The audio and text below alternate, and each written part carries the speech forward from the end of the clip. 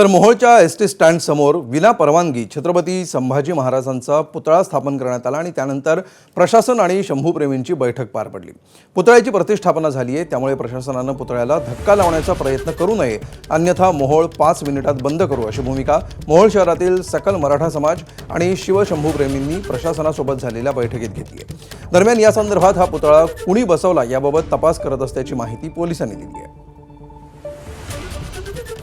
सदर बैठकीमध्ये विविध राजकीय पक्षांचे प्रतिनिधी होते, लोकप्रतिनिधी होते, नागरिक होते, पत्रकार बांधव होते आणि त्यांच्याशी आम्ही चर्चा केली असता त्यांनी त्यांच्या मागण्या पुढे ठेवल्या। पोलीस प्रशासनाच्या वतीनं आम्ही या ठिकाणी कायदा सुव्यवस्था राखण्याची जबाबदारी जी आहे ते आम्ही पार पाडू असं आम्ही सांगितलं।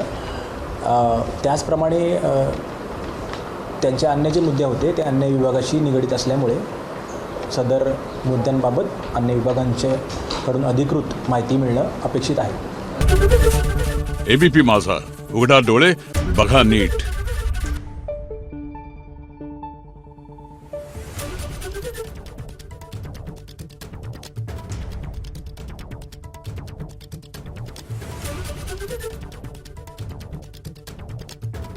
Thank you.